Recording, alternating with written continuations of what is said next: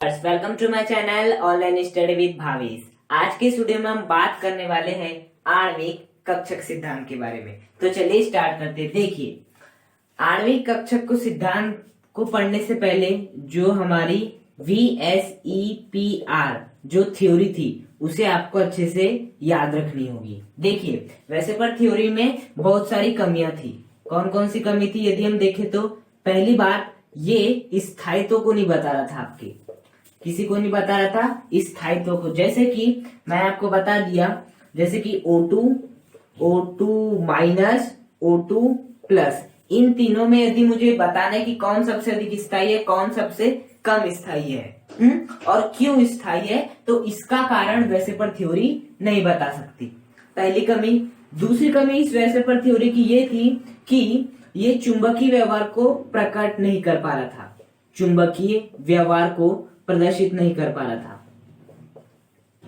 ऐसा क्यों? देखिए, आपके चुंबकीय व्यवहार दो प्रकार के होता है। एक होता है अनुचुंबकीय, एक होता है आपका अनुचुंबकीय व्यवहार और एक होता है आपका प्रतिचुंबकीय व्यवहार।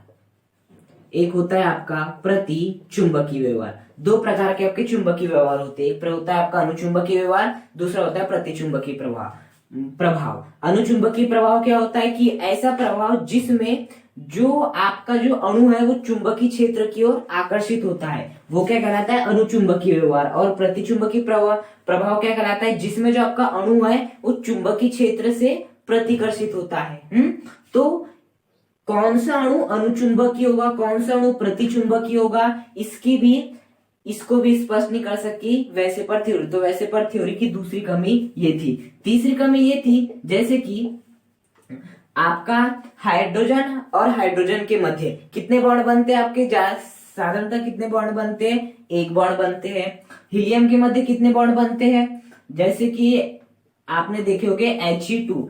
यदि हीलियम रहता है तो किसके रूप में रहता है? मतलब हीलियम तो ऐसे साधारण रूप में ले लेता है He, लेकिन यदि हम इसे He2 के रूप में लिखे तो इसके अंदर कितने बंध मौजूद होंगे?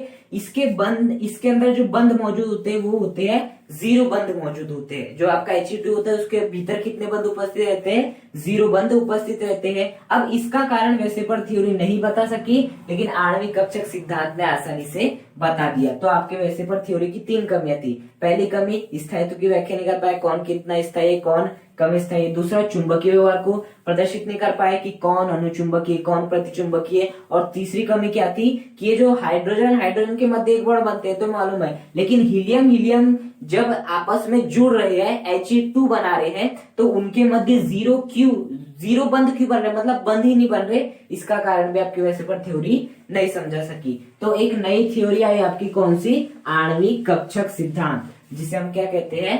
MOTB कहते हैं। क्या कहते हैं हम? MOT, मॉलिक्यूलर ऑर्बिटल थ्योरी या आणविक कक्षक सिद्धांत। क्यों?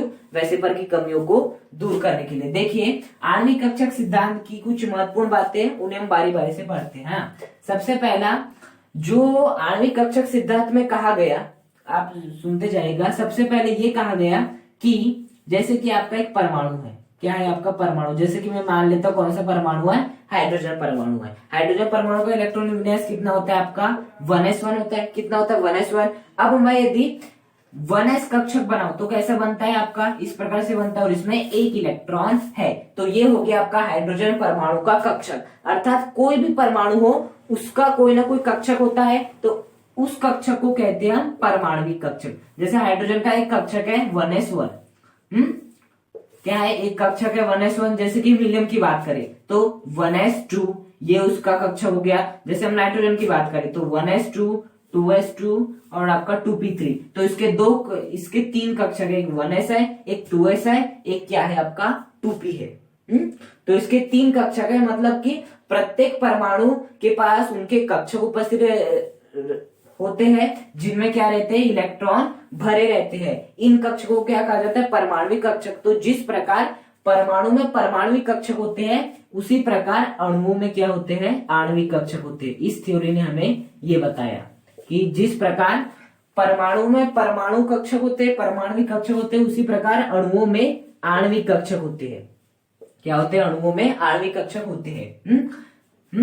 जैसे कि हम यदि किसी भी परमाणु की बात करें तो परमाणु कक्षक होते हैं, और परमाणु कक्षक में क्या होते हैं, उनके इलेक्ट्रॉन उपस्थित रहते हैं। क्या रहते हैं उपस्थित, उनके इलेक्ट्रॉन उपस्थित रहते हैं। उसी प्रकार अणुओं के आणविक कक्षक, अणु जैसे कि H2, N2, आपका O2 एटसेट्रा, जो भी ऐसे अणु है, इन सब के भीतर भी आणविक कक्षक उपस्थित होते हैं, जिस प्रकार से परमाणु में परमाणु कक्षक उपस्थित रहते हैं। अब जो अणुओं में जो आणविक कक्षक उपस्थित रहते हैं उनमें क्या रहते हैं, इलेक्ट्रॉन भरे रहते हैं। जिस प्रकार से देखिए परमाणु के परमाणु कक्षक में इलेक्ट्रॉन भरे रहते हैं, उसी प्रकार से अणुओं के आणविक कक्षक में भी क्या रहते हैं, इलेक्ट्रॉन भरे हुए रहते हैं। तो पहली बात क्या थी आणविक कक्षक सिद्धांत की, कि जिस प्रकार परमाणु के परमाणु कक्षक होते हैं और परमाणु कक्षकों में इलेक्ट्रॉन उपस्थित रहते हैं, उसी प्रकार अणुओं के आणविक कक्षक भी होते हैं और उनके भी आणविक कक्षक में क्या उपस्थित रहते हैं, इलेक्ट्रॉन उपस्थित रहते हैं। ये हो गई आपकी पहली बात। अब हम देखेंगे दूसरी बात। दूसरी बात देखते हैं। आखिर अब बात आती है परमाणु कक्षक, तो हमें मालूम है कि किस प्रकार से होते हैं, लेकिन आणविक कक्षक किस प्रकार से होते हैं, किस प्रकार से बनते हैं, ये संबंधित है आपकी दूसरी महत्वपूर्ण बात से। देखिए दूसरी महत्वपूर्ण बात है आपकी, जब परमाणविक कक्षक आपस में मिलते हैं, क्या होते हैं, परमाणविक कक्षक आपस में क्या करते हैं, मिलते हैं, आपस में मिलते हैं, तो किसका निर्माण होता है, आणविक कक्षकों का निर्माण होता है। किसका निर्माण होता है, आपका आणविक कक्षकों का निर्माण होता है।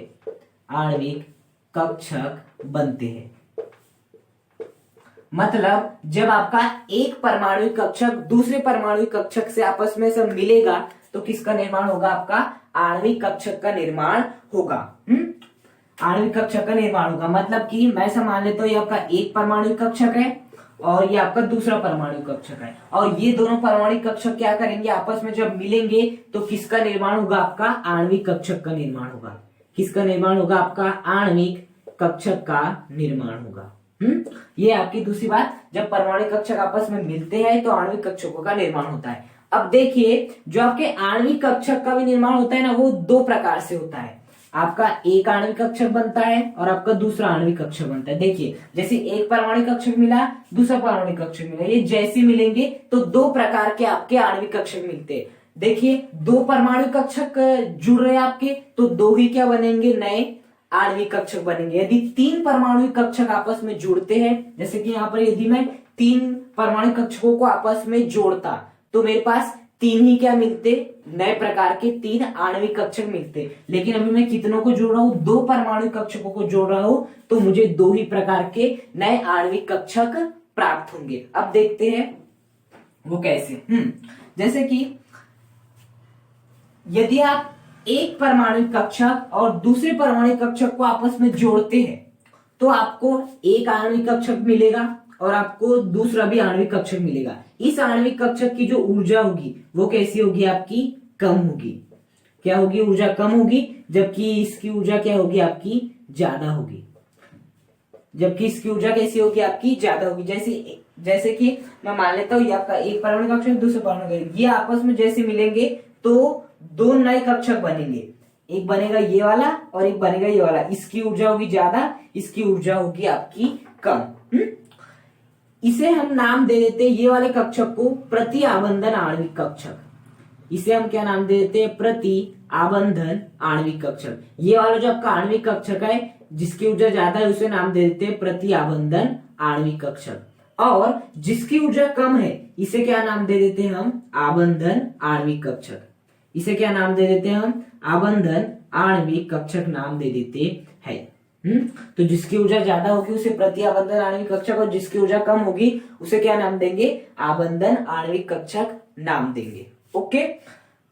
जहां भी इस प्रकार के कक्षक आपके बनेंगे, जहां पर भी इस प्रकार के कक्षक बनेंगे तो वहां पर किसका निशान लगा होगा, ऐसे आपके स्टार का निशान लगा होगा। किसका निशान लगा होगा, स्टार का निशान लगा होगा। और यदि स्टार का निशान नहीं लगा होगा तो समझ जाइएगा कि किसकी बात हो रही है, आपके आबंधन आणविक कक्षक की बात हो रही है। तो ये आपकी दो महत्वपूर्ण बात थी। अब इसे हम एक एग्जाम्पल्स के द्वारा क्या करते हैं, समझने का प्रयास करते हैं कि ये किस प्रकार से होता है कि जब परमाणु कक्षक आपस में मिलते हैं तो आणविक कक्षक का निर्माण होता है। हाँ देखिए इसे हम एक एग्जाम्पल के द्वारा समझने का प्रयास करते हैं। देखिए आपका हम एग्जाम्पल लेते हैं, जैसे कि मैंने एक कक्षक ले लिया आपका 1s का। किसका ले लिया, 1s का ले लिया, इसका जो अभिविन्यास रहता है वो क्या रहता है प्लस, और दूसरा भी किसका ले लिया मैंने, 1s का ले लिया। और दोनों को क्या कर दिया, इसे मिक्स कर दिया, दोनों को क्या कर दिया, इसे मिक्स कर दिया। तो देखिए आपके दो प्रकार के कक्षक बनेंगे, एक तो पहला कक्षक बनेगा जिसकी ऊर्जा बहुत ज्यादा होगी, और एक दूसरा कक्षक बनेगा जिसकी ऊर्जा क्या होगी, बहुत ही कम होगी। अब हम देखते हैं किस प्रकार से होता है। देखिए आपका जो पहला कक्षक बनेगा, इसे समझने से पहले आपको क्या समझना होगा। देखिए परमाणविक कक्षक, जैसे कि आपका 1s है, ये परमाणविक कक्षक है, दूसरा परमाणविक कक्षक है। जब परमाणविक कक्षक आपस में मिलते हैं तब आणविक कक्षक का निर्माण होता है। दो प्रकार से होता है, प्रतिआबंधन आणविक कक्षक और दूसरा होता है आबंधन आणविक कक्षक। अब देखिए परमाणविक कक्षकों में क्या उपस्थित रहते हैं, इलेक्ट्रॉन। जैसे कि आपका एक परमाणु कक्षक हो गया, इसमें एक इलेक्ट्रॉन, इसमें क्या दूसरा परमाणु कक्षक, दूसरे में एक इलेक्ट्रॉन। हाँ, तो देखिए जो आपका इलेक्ट्रॉन रहता है वो एक तरंग की भांति भी व्यवहार प्रदर्शित करता है। चैप्टर नंबर हमने 2 में पढ़े हैं अनिश्चितता के सिद्धांत में, कि आपका इलेक्ट्रॉन कण की भांति व्यवहार प्रदर्शित करता है, तरंग की भांति भी व्यवहार प्रदर्शित करता है। तो देखिए यदि इलेक्ट्रॉन तरंग की भांति व्यवहार प्रदर्शित करेगा तो देखिए तरंग में दो घटना होती है। हाँ, जैसे कि आपकी ये एक तरंग हो गई, ये आपकी एक तरंग हो गई, और ये आपकी दूसरी तरंग हो गई। ये आपकी एक तरंग प्लस माइनस, नीचे वाले से माइनस क्या होता है, प्लस माइनस। तो देखिए जब ये दोनों तरंगे आपस में से मिलेगी तो आपको एक बड़ा रूप मिलेगा इस प्रकार से, प्लस माइनस। देखिए ये वाला प्लस, ये वाला प्लस आपस में मिल गए और बड़ा हो गए। ये वाला माइनस आपस में मिल गए और ये भी नीचे की ओर क्या हो गया, बड़ा हो गया। तो इस प्रकार के व्यतिकरण को कहते हैं हम संपोषी व्यतिकरण। क्या कहते हैं हम, संपोषी व्यतिकरण। देखिए जब भी ऐसे दो तरंगे आपस में ऐसे मिलती है, जब भी दो तरंगे आपस में मिलती है तो यह घटना क्या कहलाती है, व्यतिकरण कहलाती है। अब यदि वो इस प्रकार से मिले कि जो है ये बढ़ जाए इनके, तो ये कहलाता है संपोषी व्यतिकरण। अब यदि कुछ इस प्रकार की आपकी घटना हो, ये प्लस ये माइनस, दूसरा ये आपका प्लस माइनस, लेकिन ये क्या हो, माइनस हो, क्या हो, माइनस हो। तो देखिए क्या हो जाएगा, आपका जो फाइनली रूप मिलेगा वो किस प्रकार से मिलेगा, आपको एकदम ऐसे सीधा मिलेगा, या कोई लाइन नहीं मिलेगी। पहले तो क्या होता, हम दोनों को जोड़ रहे थे तो प्लस प्लस जुड़ के बड़ा हो गया, माइनस माइनस जुड़ के क्या हो गया, नीचे की ओर बड़ा हो गया। लेकिन यहाँ पर देखो ये प्लस है, ये भी प्लस है, ये माइनस है, ये भी माइनस है, लेकिन देखो यहाँ पर सामने माइनस का चिन्ह है, तो ये वाला माइनस जब यहाँ पे जाएगा तो ये क्या बन जाएगा, प्लस माइनस हो जाएगा, और ये वाला जो माइनस है वो क्या हो जाएगा, आपका प्लस हो जाएगा। अब देखो माइनस से प्लस कैंसल, इसलिए नीचे कोई प्राप्त नहीं हो रहा है, प्लस से माइनस कैंसल, इसलिए ऊपर भी कोई प्राप्त नहीं हो रहा है। तो इस प्रकार से यदि आपके मिले, इस प्रकार से यदि आपकी दो तरंगे मिले जिससे कि पूरी तरह से सब कुछ कैंसिल आउट हो जाए, तो इस प्रकार के व्यतिकरण को कहते हैं हम विनाशी व्यतिकरण। क्या कहते हैं हम, विनाशी व्यतिकरण कहते हैं। क्या कहते हैं हम, विनाशी व्यतिकरण कहते हैं। तो देखो यदि इलेक्ट्रॉन एक तरंग की भांति व्यवहार प्रदर्शित करता है, मतलब वो व्यतिकरण के भी व्यवहार को प्रदर्शित करेगा। हाँ, अब व्यतिकरण में भी दो प्रकार का होता है, एक संपोषी और एक होता है विनाशी। संपोषी में क्या होगा कि ये प्लस प्लस मिल जाएंगे, बड़े हो जाएंगे, माइनस में मिल जाएंगे, ये छोटे हो जाएंगे। इसमें क्या होगा, हम घटा देंगे, एक प्रकार से आप देख सकते हैं, तो पूरी तरह से कैंसिल आउट होंगे। उसी प्रकार से यहाँ भी होता है। देखो मैंने आपको अभी एक बात बताई थी कि यदि आपके ये दो परमाणु कक्षक आपस में मिल रहे तो दो प्रकार के कक्षक बनते हैं, एक बनता है आपका प्रति आबंधन वाला और एक बनता है आपका आबंधन वाला। हाँ, तो जो प्रति आबंधन वाला बनता है वो किसके कारण बनता है, वो इलेक्ट्रॉनों के विनाशी व्यतिकरण के द्वारा बनता है। किसके द्वारा बनता है, इलेक्ट्रॉनों के विनाशी व्यतिकरण। मतलब जब एक इलेक्ट्रॉन की तरंग दूसरे इलेक्ट्रॉन की तरंग इस प्रकार से मिलती है तब आपका बनता है प्रति आबंधन आणविक कक्षक। और आबंधन आणविक कक्षक कब बनता है, जब आपके एक इलेक्ट्रॉन और दूसरे इलेक्ट्रॉन संपोषी व्यतिकरण करता है, तब आपका आबंधन आणविक कक्षक बनता है। तो देखिए कोई बात नहीं है। आणविक कक्षक सिद्धांत में पहला है कि जिस प्रकार पहली महत्वपूर्ण बात क्या है आपके आणविक कक्षक सिद्धांत की जिस प्रकार परमाणुविक कक्षक में इलेक्ट्रॉन उपस्थित रहते हैं उसी प्रकार अणुओं के आणविक कक्षक में भी इलेक्ट्रॉन उपस्थित है। पहली बात थी। दूसरी बात थी, जब दो परमाणु कक्षक आपस में मिलते हैं तो आणविक कक्षकों का निर्माण होता है। अब आणविक कक्षक दो प्रकार के होते हैं, एक बनता है आपका प्रतिआबंधन और एक बनता है आबंधन। अब प्रतिआबंधन कैसे बनता है? संपोषी व्यतिकरण के द्वारा, और जो आबंधन होता है वो किसके द्वारा बनता है? आपका विनाशी व्यतिकरण के द्वारा बनता है। तो देखो, यदि आपका 1s और 1s कक्षक आपस में क्या करता है? इसे मिलता है। आपका एक 1s और दूसरा 1s कक्षक क्या करता है? आपस में से मिलता है। तो क्या होगा आपका? पहले क्या बनेगा? प्रतिआबंधन, क्योंकि प्रतिआबंधन की क्या रहती है? ऊर्जा ज्यादा रहती है। ऊर्जा ज्यादा रहती है आपकी, तो ये क्या आपको ऊपर दिखाना होगा।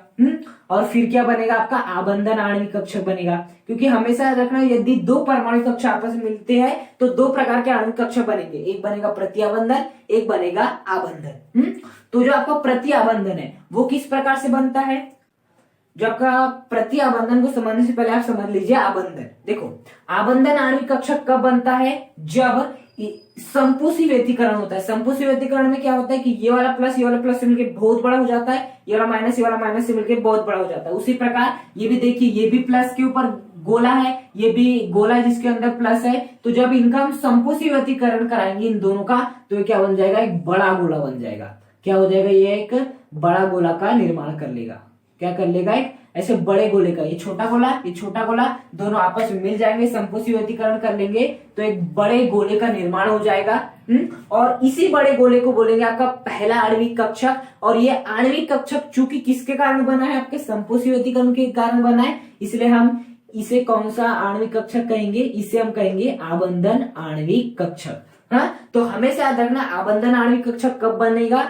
जब संपोषी व्यतिकरण आप करा दोगे। इसका मैंने संपोषी व्यतिकरण कराया तो ये आपके बड़े हो गए, ये इसके ऊपर क्या आ गया? प्लस चार्ज आ गया, और इस प्रकार हमारा आबंधन आणविक कक्षक बन गया। विनाशी व्यतिकरण में क्या हो जाता है? प्लस माइनस को कैंसिल कर देता है, माइनस प्लस को कैंसिल कर देता है, जीरो प्राप्त होता है। तो उसी प्रकार से यहाँ भी होगा। देखो, मतलब कि एक प्रकार से यहाँ एक दूसरे से ये लोग नफरत करते हैं, इस प्रकार से समझ सकते हैं। मतलब कि ये वाला कक्षक जब आपस में मिलेंगे तो विनाशी जब ये व्यतिकरण करेंगे तो क्या हो जाएगा? ये वाला जो है ये इससे दूर हो जाएगा, और ये वाला जो है वो किससे दूर हो जाएगा? आपके इससे दूर हो जाएगा।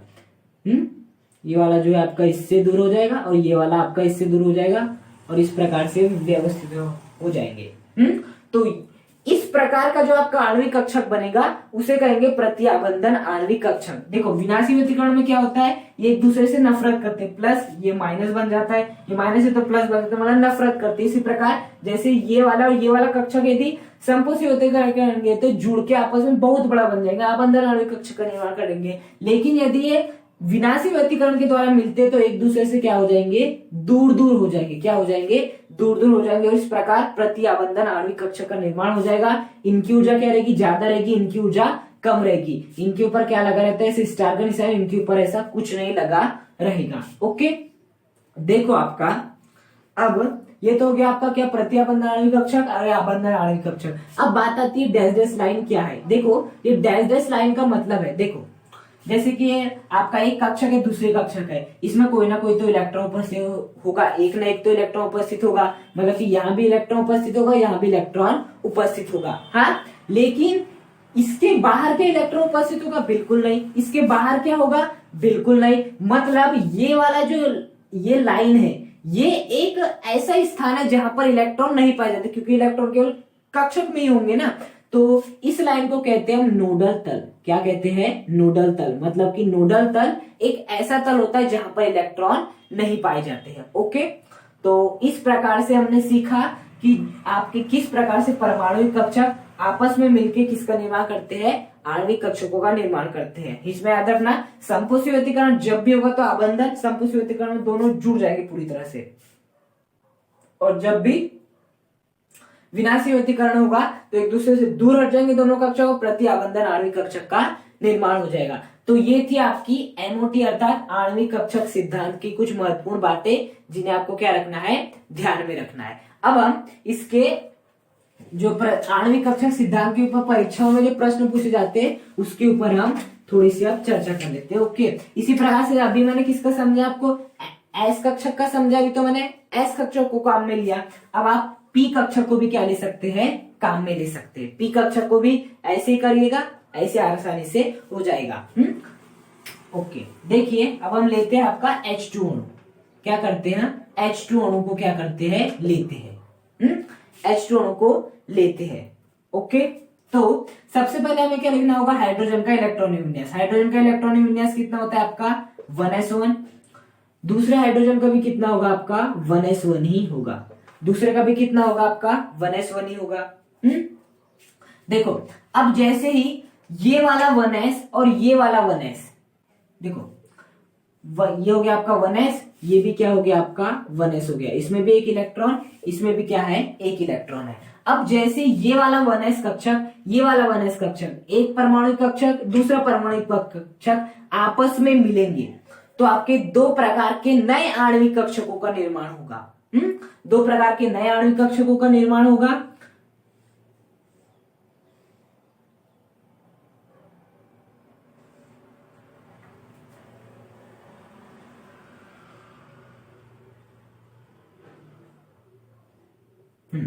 दो प्रकार के नए आणविक कक्षकों का निर्माण होगा। ये हो जाएगा आपका पहला आणविक कक्षक और ये हो जाएगा आपका दूसरा आणविक कक्षक। ये हो जाएगा आपका दूसरा आणविक कक्षक। हाँ, ये वाला जो आणविक कक्षक होगा, देखिए आपको ये क्या है, ऊर्जा का क्रम है। मतलब कि यदि आप ऊपर जाते हैं तो ऊर्जा बढ़ती है। देखो हम सीख चुके हैं दूसरी महत्वपूर्ण बात में कि यदि दो परमाणु कक्षक मिलते हैं, देखो हाइड्रोजन अणु किस प्रकार बना होगा, आपका हाइड्रोजन का एक परमाणु कक्षक आया होगा, दूसरा परमाणु कक्षक आएगा। अब दोनों परमाणु कक्षक आपस में मिले तो दो प्रकार के कक्षक बनते हैं, आबंधन और एक क्या बनता है, प्रतिआबंधन। तो ये हो गया आपका कौन सा, प्रतिआबंधन, और ये कौन सा हो गया आपका आबंधन हो गया। क्या हो गया, ये आपका आबंधन होगा। वो हमने कैसे पहचाना, देखिए प्रतिआबंधन की ऊर्जा कैसी रहती है, ज्यादा रहती है। और हमने ऊर्जा को किस प्रकार से प्रदर्शित की है, नीचे से ऊपर जाते हो। मतलब यदि आप नीचे से ऊपर जाते हो तो ऊर्जा बढ़ती है। तो ऑब्वियस सी बात है, यदि ऊपर जाने पर यदि ऊर्जा बढ़ती है तो प्रतिआबंधन की ऊर्जा ज्यादा होती है। मतलब ये हो गया प्रतिआबंधन और ये हो गया आपका आबंधन। अब देखिए हम यहाँ पर ऐसे बार बार नहीं लिखेंगे कि आबंधन या प्रतिआबंधन। मैंने आपको एक बात बताई थी, प्रतिआबंधन को हम किससे प्रदर्शित करते हैं, आपके स्टार के निशान से प्रदर्शित करते हैं। तो यहाँ पर हम क्या लगा देंगे, आपका इस प्रकार से स्टार। अब हमें समझ आ गया कि प्रतिआबंधन आणविक कक्षक और ये आबंधन आणविक कक्षक है। अब देखिए अब आपको इसको नाम देना पड़ेगा। जैसे कि हमने ये वाला जो परमाणु कक्षक है इसे क्या नाम दिए 1s, इसको क्या नाम दिए 1s। इसी प्रकार से हमें क्या करना पड़ेगा, इसे भी क्या देना पड़ेगा, नाम देना पड़ेगा। मतलब ये वाला जो कक्षक है, ये वाला जो कक्षक है, नाम देना पड़ेगा। अब देखो नाम कैसे देंगे हम, देखो जब आपका S और S आपस में मिलते हैं, जब आपका S और S आपस में मिलते हैं तो किस बंध का निर्माण होता है, सिग्मा बंध का निर्माण होता है। किसका निर्माण होता है, सिग्मा बंध का निर्माण होता है। जब हम अतिव्यापन पढ़ रहे थे तो सीखे थे, जब आपका S और S बंध आपस में मिलते हैं तो किसका निर्माण होता है, आपके सिग्मा बंध का निर्माण होता है। S और S कक्षक मिलते हैं, यहाँ वही तो हो रहा है। मतलब कि ये भी क्या होगा, आपका सिग्मा ही होगा, ये भी क्या होगा, आपका सिग्मा होगा। अब बताओ ये जो आपका सिग्मा बंध बन रहा है वो किसके कारण बन रहा है, 1s और 1s के क्या करने के कारण बन रहा है, मिलने के बनने के कारण कर रहे हैं। जब 1s और 1s मिलता है तभी ये वाले सिग्मा कक्षक का निर्माण होगा। तो हम लिख देंगे सिग्मा 1s। अब देखो ये वाला जो है आपका, ये वाला भी सिग्मा बंध क्यों बन रहा है आपका, क्योंकि 1s और 1s परमाणु कक्षक क्या कर रहे हैं, आपस में मिल रहे हैं। क्योंकि क्या हो रहे हैं, 1s और 1s परमाणु कक्षक क्या हो रहे हैं, आपस में मिल रहे हैं। तो देखो हमने इसका नाम भी दे दी, इसका नाम क्या हो जाएगा आपका स्टार, क्या हो जाएगा आपका ऐसा स्टार सिग्मा 1s, और इसका नाम क्या हो जाएगा सिग्मा 1s। स्टार का मतलब प्रतिआबंधन है और इसका मतलब है आबंधन है। ये भी कर लिए। अब हम क्या देखेंगे, देखो अब हम क्या करेंगे, यहाँ पर इलेक्ट्रॉन भरना स्टार्ट करेंगे। अब यहाँ पर इलेक्ट्रॉन जब हम भरेंगे तो देखो परमाणु कक्षकों में जब इलेक्ट्रॉन भरते थे तो हम किस किस नियम का पालन करते थे, अहोभाव नियम का पालन करते थे। जब भी हम परमाणु कक्षकों में इलेक्ट्रॉन भरते थे तो किस नियम का पालन करते थे, अहोभाव नियम का पालन करते थे। वही नियम का पालन हमें यहाँ भी करना है। उसके बाद किस नियम का पालन करते थे हम, पाउली के अपवर्जन नियम का भी पालन करते थे, पाउली के नियम का भी पालन करते थे। तो हमें यहाँ उस नियम का भी पालन करना होगा। साथ ही साथ हम हुंड के नियम का भी पालन करते थे। किसका पालन करते थे?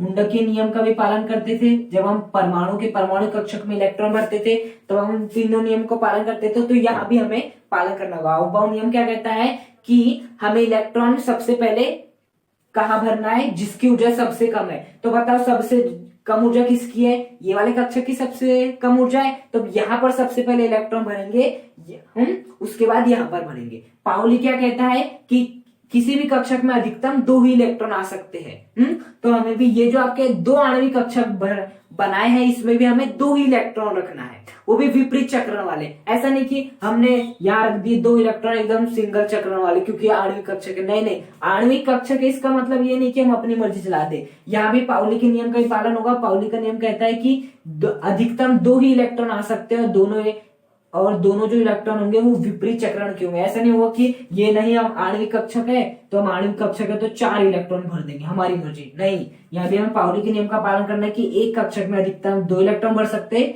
वो भी विपरीत चिन्ह के। तीसरा हुंड का नियम क्या था? हुंड का नियम ये कह रहा था कि आपको अगले कक्षक में इलेक्ट्रॉन तब तक नहीं भरना है, मतलब कि सभी आपको क्या करना है, सबसे पहले जितने भी रिक्त कक्षक है उन्हें भरना है। उसके बाद यदि रिक्त कक्षक पूरी तरह से भर जाए उसके बाद उन्हें क्या करना है? युग्मित करना है। जैसे कि आपके 3 कक्षक है, या आपके 3 कक्षक रहते थे, आपका पहला मान लो 4 इलेक्ट्रॉन भरना है तो आप ऐसे नहीं भरते थे 1 2 3 4, ऐसा नहीं भरते थे।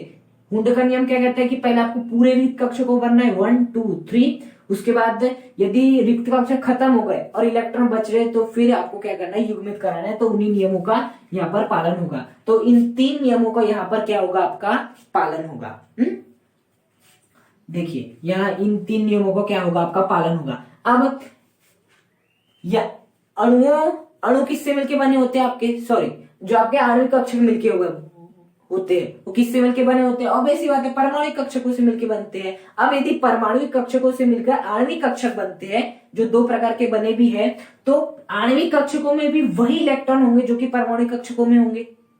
अब ऐसा तो नहीं होगा कोई नया इलेक्ट्रॉन उत्पन्न हो जाएगा, एक इलेक्ट्रॉन गायब हो जाएगा। नहीं, जितने आपके इन परमाणुक कक्षकों में इलेक्ट्रॉन है आणविक कक्षकों में भी उतने ही इलेक्ट्रॉन होंगे। तो बताइए, हाइड्रोजन 1 इलेक्ट्रॉन और दूसरा हाइड्रोजन में 1 इलेक्ट्रॉन, मतलब H2 के पास कितने इलेक्ट्रॉन है? भी 2 इलेक्ट्रॉन है। तो हमें इन दोनों इलेक्ट्रॉनों को इन दोनों आणविक कक्षकों में क्या करना है? भरना है। तो सबसे पहले हम अहूम नियम का पालन करेंगे। अहूम नियम क्या कहता है कि हमें सबसे कम ऊर्जा वाले कक्षकों में पहले भरना है। तो हमारे पास 2 इलेक्ट्रॉन है तो हमने पहला इलेक्ट्रॉन भर दिए।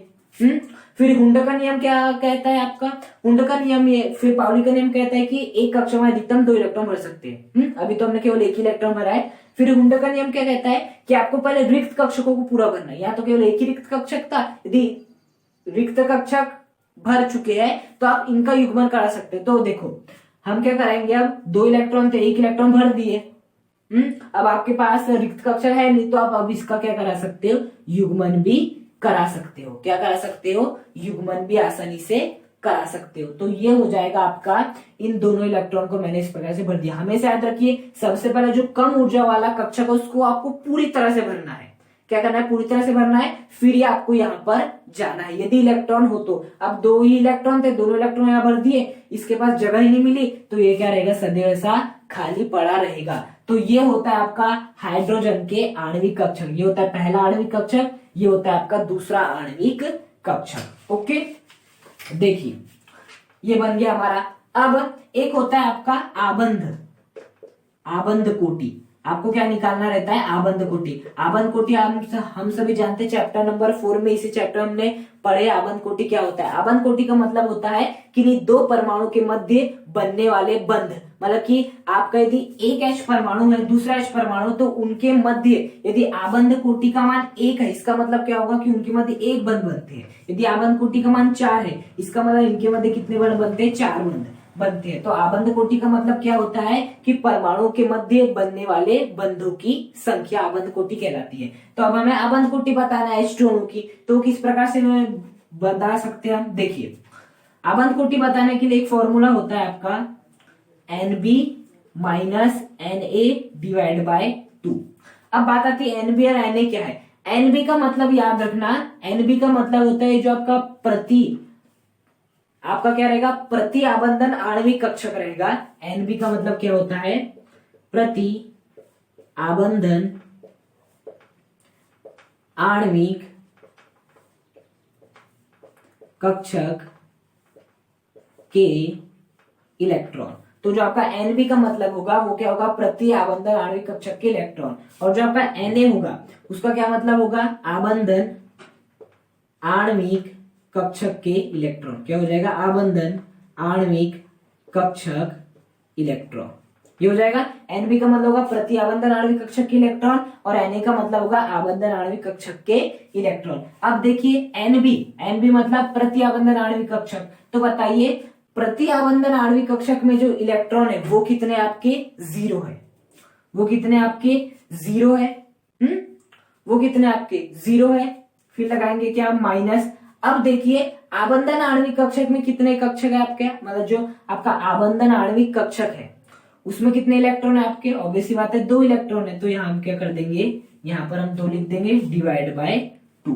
डिवाइड बाय कितना आ जाएगा आपका, 2 हो जाएगा। 0 - 2 कितना हो जाएगा आपका, -2 हो जाएगा। तो -2 डिवाइड बाय 2। तो इसे यदि हम सॉल्व करते हैं तो कितना आएगा आपका, -1। अब ऐसा तो हो नहीं सकता कि किसी के मध्य जो बंद बनेंगे वो -1 बनेंगे। तो इसे हम क्या कर देते हैं, नेग्लेक्ट कर देते हैं। इसे क्या कर देते हैं, हम नेग्लेक्ट कर देते हैं। तो यहां से हमें जो आबंध कोटि निकल गई वो कितनी निकल गई आपकी, 1 निकल गई। यहां से हमें एक बात समझ में ये आती है कि हाइड्रोजन अणु के मध्य जो आबंध कोटि का मान कितना है, 1 है। मतलब कि एक हाइड्रोजन और दूसरे हाइड्रोजन के मध्य केवल कितने बंध बनते हैं, 1 बंध बनते हैं, 2 बंध नहीं बनते हैं।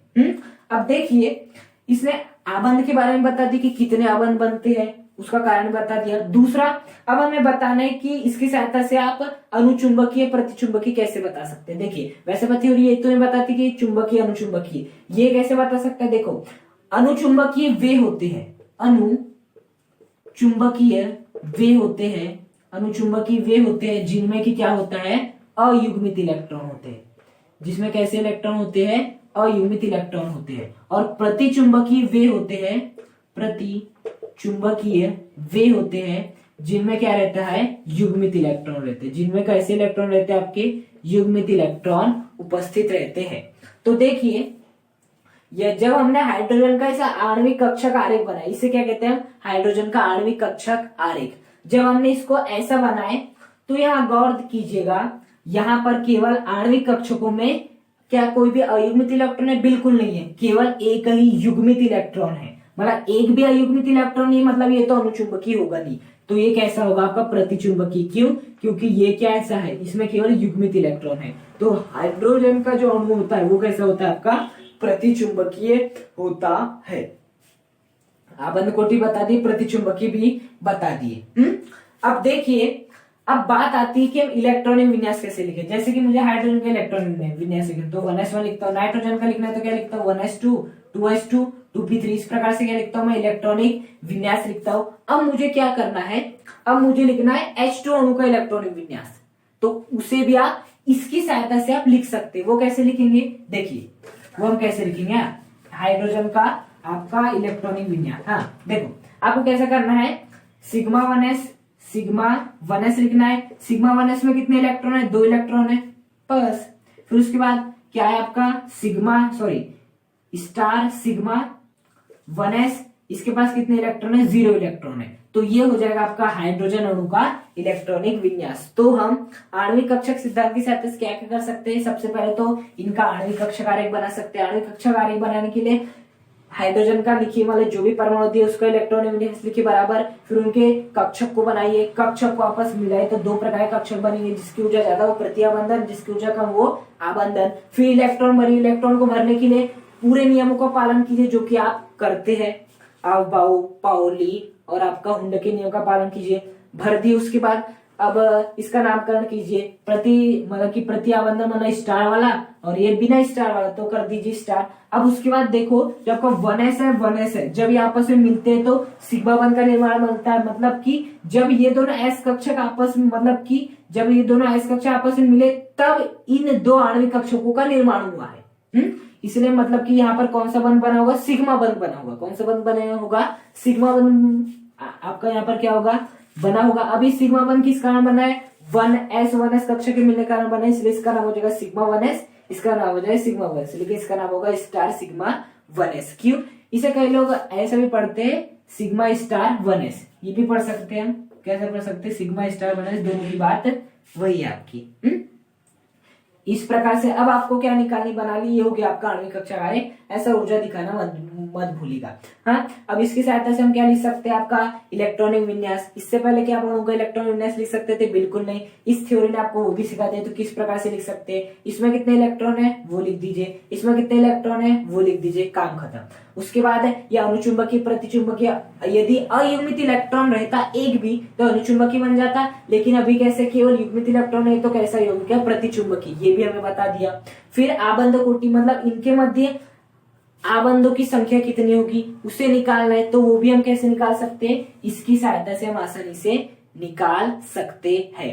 और एक बात याद रखिएगा, आबंध कोटि निकालने का भी अभी हमने क्या फॉर्मूला पढ़े थे, आपका आबंध कोटि निकालने का फॉर्मूला पढ़े थे हमने NB minus Na divide by 2, इतना पढ़े थे। तो ये वाला फॉर्मूला जो आपका NB माइनस Na है ये अपने आप में सही है, लेकिन इस NB का मतलब है आपका आबंधन आणविक कक्षक और इस Na का मतलब है आपका प्रति आबंधन आणविक कक्षक। इस Na का मतलब क्या है आपका प्रति आबंधन, Nb का मतलब आबंधन आणविक कक्षक, मतलब ये वाला आणविक कक्षक के इलेक्ट्रॉन, और Na का मतलब होता है प्रति आबंधन आणविक कक्षक के इलेक्ट्रॉन। अब देखिए Nb मतलब कि आबंधन आणविक कक्षक, मतलब कि ये वाला कक्षक, ये वाले कक्षक में इलेक्ट्रॉन कितने हैं, 2 है, तो 2 माइनस Na क्या होता है प्रति आबंधन आणविक कक्षक, मतलब ये वाले आणविक कक्षक में इलेक्ट्रॉन कितने इलेक्ट्रॉन है, 0 इलेक्ट्रॉन, तो यहाँ जगह 0 डिवाइड बाय 2, 2 माइनस 0 कितना होता है 2, 2 बाय 2 कितना होता है 1, तो ये होता है। सूत्र सही था हमारा, लेकिन जो कह रहा था Nb का मतलब होता है आबंधन आणविक कक्षक और Na का मतलब होता है प्रति आबंधन आणविक कक्षक। अब याद कैसे रखेंगे, देखो यहाँ भी आणविक कक्षक आ रहा है, यहाँ भी आणविक कक्षक, यहाँ भी आणविक कक्षक, यहाँ भी आणविक कक्षक, अंतर कहाँ आ रहा है, यहाँ आबंधन यहाँ पर प्रति आबंधन है। तो देखो आबंधन के लिए हम किसका उपयोग करते हैं, बॉन्डिंग का उपयोग करते हैं, और प्रति आबंधन के लिए किसका करेंगे, एंटी बॉन्डिंग। तो देखो A है तो Na, B है तो Nb, मतलब Nb का उपयोग करेंगे हम आबंधन आणविक कक्षक के इलेक्ट्रॉन के लिए, और Na का उपयोग करेंगे हम प्रति आबंधन आणविक कक्षक के इलेक्ट्रॉनों के लिए। तो इस प्रकार से आणविक कक्षक सिद्धांत, सबसे पहले हमने वैसे पर थ्योरी की कमी देखे, फिर आपका आणविक कक्षक सिद्धांत की महत्वपूर्ण बातें देखे, उसके बाद एक एग्जांपल देखे। नेक्स्ट वीडियो में और भी एग्जांपल्स देखेंगे हमें।